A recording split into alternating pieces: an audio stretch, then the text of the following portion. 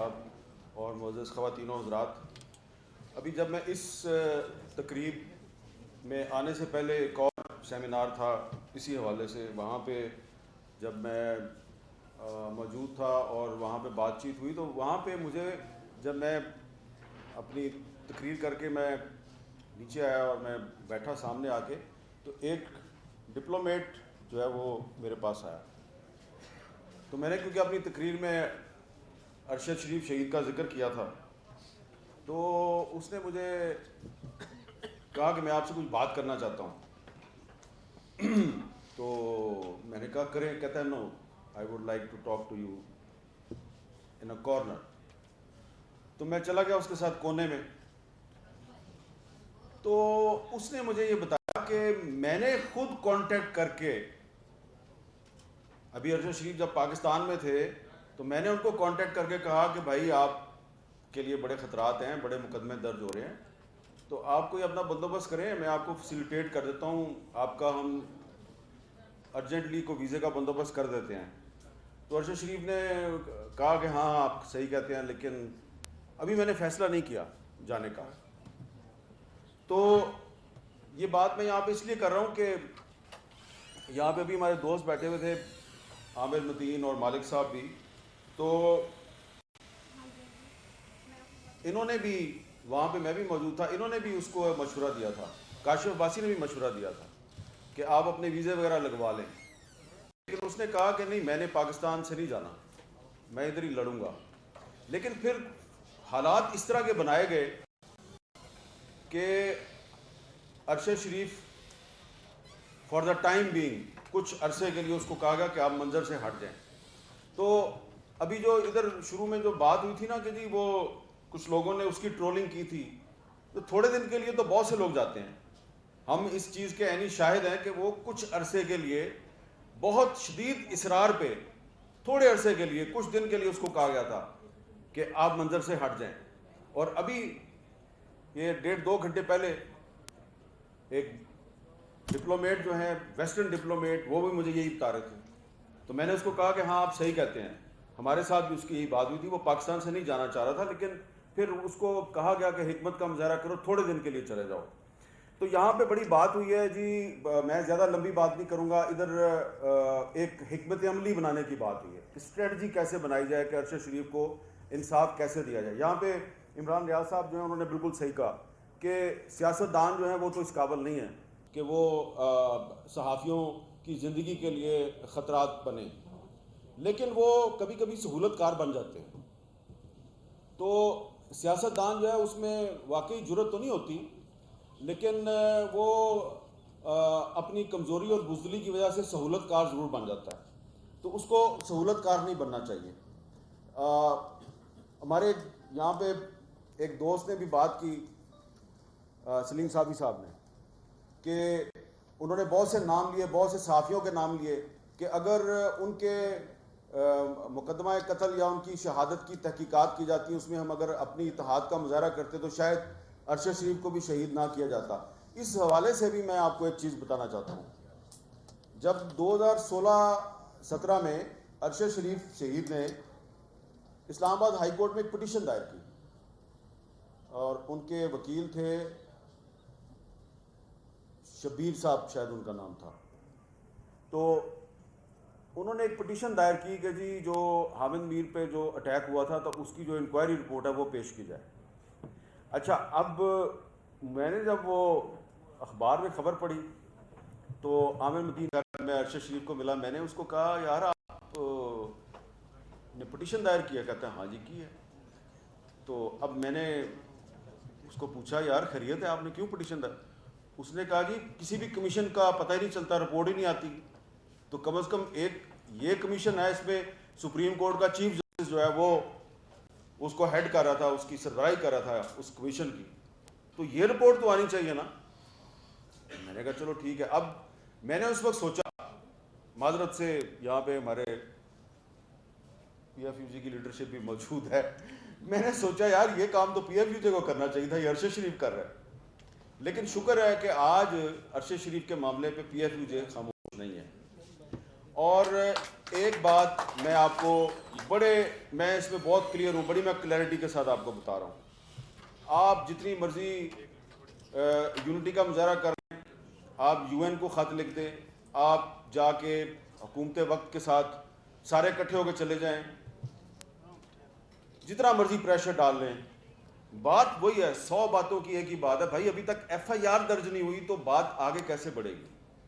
تو کیا ہمارے پاس کوئی ایسا راستہ ہے کہ ایف آئی آر بھی درج نہیں ہو رہی اور سپریم کورٹ کا چیف جسٹس جو ہے وہ بھی ایک از خود نوٹس لے کے اور اب صرف خانہ پوری کر رہا ہے، اور جو حال ہے اس وقت عدالتوں کا وہ بھی آپ کے سامنے ہے، اور جن پر شک کیا جاتا ہے، ارشد شریف شہید کی والدہ نے جن لوگوں کو نامینیٹ کیا ہے ان کا بھی آپ کو پتہ ہے. تو کیا ہمیں انصاف مل سکتا ہے؟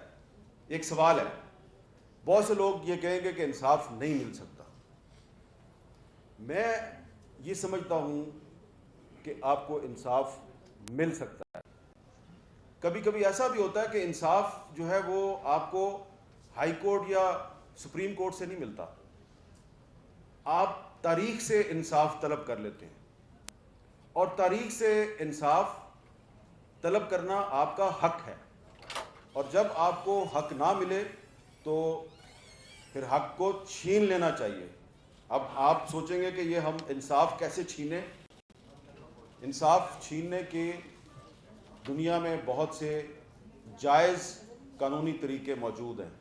میں آپ کو ایک ایسی تجویز دینے لگا ہوں کہ اس تجویز پہ عمل کرتے ہوئے دنیا میں پچھلے 3-4 سال کے دوران بہت سے صحافی جن کو مختلف ممالک میں ان دی لائن آف ڈیوٹی ان کو قتل کر دیا گیا، تو ان کے اہل خانہ نے، ان کے ساتھیوں نے جدوجہد کی، ان کے ملک کی عدالتوں نے ان کو انصاف نہیں دیا، لیکن انہوں نے ایک ایسا راستہ اختیار کیا کہ قاتل نہ صرف بے نقاب ہوئے بلکہ ایک ساتھی نے لفظ استعمال کیا بلکہ ان کی نیمنگ بھی ہوئی اور ان کی شیمنگ بھی ہوئی.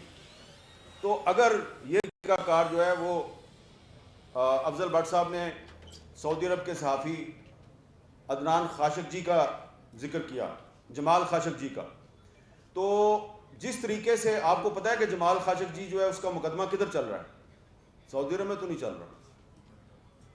کہاں چل رہا ہے؟ امریکہ میں بھی نہیں چل رہا.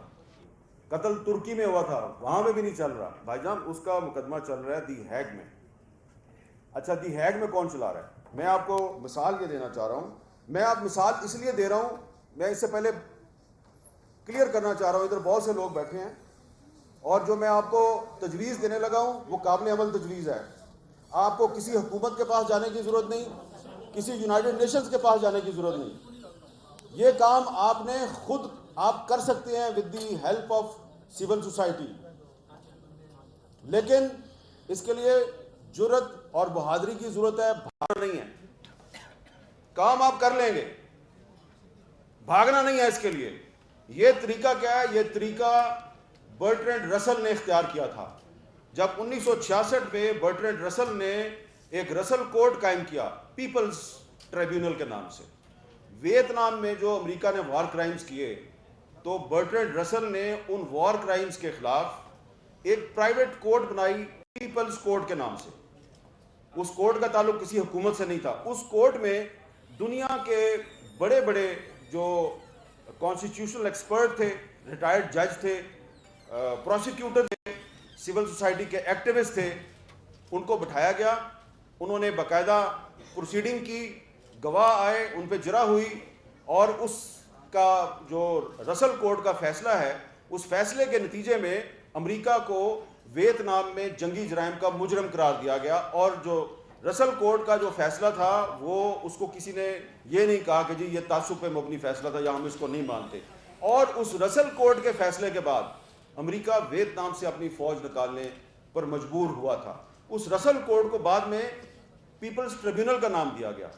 اور پچھلے سال دی ہیگ میں عدنان خاشقجی، ایک سری لنکن جرنلسٹ اور ایک کولمبیا کے جرنلسٹ، ان 3 صحافیوں کی جو کیس تھا اس پہ ایک پیپلز ٹریبیونل بنایا گیا, اس کی پروسیڈنگ شروع ہوئی, پھر وہ جو ٹریبیونل تھا وہ ان تینوں ملکوں میں گیا, اور اس نے اس ٹریبیونل کو سعودی عرب میں نہیں جانے دیا گیا, لیکن عدنان خاشقجی کی جو وائف ہیں, جمال خاشقجی کی جو وائف ہیں, انہوں نے اس ٹریبیونل کے سامنے آ کے اپنی سٹیٹمنٹ دی.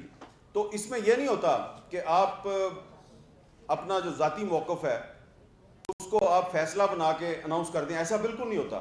جس طرح کہ ایک کورٹ کا ایک پورا پروسیجر ہوتا ہے, پروسیجر کے مطابق چلتا ہے سارا کام. اس میں جو ججز ہوتے ہیں, اس پیپلز ٹریبیونل کے جو ججز ہوتے ہیں, وہ یا تو سپریم کورٹ کے ریٹائرڈ ججز ہوتے ہیں یا بہت اچھی انٹیگریٹی اور ساکھ والے پروسیکیوٹرز ہوتے ہیں. تو ان کی تو پاکستان میں کمی نہیں ہے. تو اب آپ نے کرنا کیا ہے؟ آپ کو اگر سپریم کورٹ آف پاکستان سے انصاف نہیں مل رہا, ہائی کورٹ سے انصاف نہیں مل رہا, اور ارشد شریف شہید کی فیملی جو ہے اس کو لوئر کورٹ میں جا کے تاریخ پہ تاریخ میں ان کو وہاں پہ پیش ہونا پڑتا ہے, اور سب کو پتا ہے کہ وہاں سے تو انصاف نہیں ملے گا. تو ہم نے اور آپ نے کرنا کیا ہے؟ بڑا سمپل ہے. آپ نے Pakistan federal union of journalist نے اور دیگر جو سٹیک ہولڈرز ہیں, آپ نے supreme court bar association, Pakistan bar council, human rights commission of Pakistan, reporters without border, committee to protect journalist اور فری پریس ان لمیٹڈ, ان سب کے ساتھ مل کے ایک میٹنگ کرنی ہے. یہ اس لیے میں نے نام لیے ہیں کہ جو دی ہیگ میں پیپلز ٹریبیونل بنایا گیا ہے, جو دنیا کے مشہور صحافیوں کے قتل کے مقدمات کی سماعت کر رہا ہے, اس پیپلز ٹریبیونل کو بنانے میں R S F, Reporters Without Borders, C P J اور فری پریس ان لمیٹڈ, ان تین تنظیموں نے ان کو اکٹھا کیا. اور ان تین تنظیموں کے ساتھ اگر آپ کا رابطہ نہیں ہے تو میں آپ کا رابطہ کروا دیتا ہوں. میں خود پچھلے سال دی ہیگ مجھے بھی بلایا گیا تھا, میں بھی وہاں پہ گیا تھا اور میں نے بھی وہاں پہ بات کی تھی. تو یہ کوئی مشکل کام نہیں ہے. آپ نے پیپلز ٹریبیونل بنانا ہے, آپ کے پاس بہت بڑے بڑے لائرز ہیں, آپ کے پاس بہت بڑے بڑے ججز ہیں, لیکن اس میں ہوگا کیا کہ اس کو بالکل اسی طریقے سے چلنا ہے جیسے کہ ایک پراپر کورٹ چلتی ہے. اور اس میں آپ اپنا جو پرائم سسپیکٹ ہے, ملزم, جس کا آپ سب کو پتا ہے ملزم کون ہے, وہ مالک صاحب نے ایک ملزم کا نام لیا ہے, ٹھیک ہے وہ بھی ہوگا, اس کا نام ایف سے شروع ہوتا ہے, میرا خیال ہے ملزم کا نام تو بی سے شروع ہوتا ہے. تو ٹھیک ہے, دونوں کو ہم ملزم سمجھ لیتے ہیں. تو جتنے بھی ملزمان ہیں ان ملزمان کو باقاعدہ ہم سمن بھیجیں گے. پیپلز ٹریبیونل کی طرف سے ان کو خط لکھا جائے گا کہ اتنے فلاں دن اتنے بجے فلاں جگہ پہ ہماری سماعت ہوگی, ہماری پروسیڈنگ ہوگی, آپ آئیں اور اپنا موقف دیں. اگر وہ نہیں آتے تو اپنا وکیل بھیج دیں, اگر وکیل نہیں آتا اس کا مطلب ہے گلٹی. تو جس طرح جو رسل کورٹ کا فیصلہ تھا, جو پیپلز ٹریبیونل تھا, اس کے فیصلے کی بنیاد پہ امریکہ جیسی ایک سپر پاور ویتنام سے اپنی فوج نکالنے پہ مجبور ہوئی تھی. تو میں یہ سمجھتا ہوں کہ اگر آپ پاکستان میں پیپلز ٹریبیونل بنا دیں اور ارشد شریف شہید کا جو کیس ہے اس کو پراپر طریقے سے وہاں پہ آپ چلائیں, تو اس کے بعد نہ صرف ارشد شریف کو انصاف ملے گا بلکہ اس کے بعد سلیم شہزاد کو بھی انصاف ملے گا, موسیٰ خان خیل کو بھی انصاف ملے گا, اور حیات اللہ خان سمیت ان 160 میڈیا ورکرز کو بھی انصاف ملے گا کہ جن کو آج تک انصاف نہیں ملا, جس کا ذکر افضل بٹ صاحب یہاں بار بار کر رہے تھے. تو یہ کوئی مشکل کام نہیں ہے, اس کے لیے کسی حکومت کے پاس جانے کی ضرورت نہیں ہے, کسی یونائٹڈ نیشنز کے پاس جانے کی ضرورت نہیں ہے. یہ کام آپ کر سکتے ہیں, ہم حاضر ہیں آپ کا یہ کام کرنے کے لیے, لیکن اس کے لیے آپ کو صرف تھوڑی سی جرأت اور تھوڑی سی بہادری کی ضرورت ہے. بہت بہت شکریہ. بہت شکریہ حامد میری صاحب, تاریخی حوالوں سے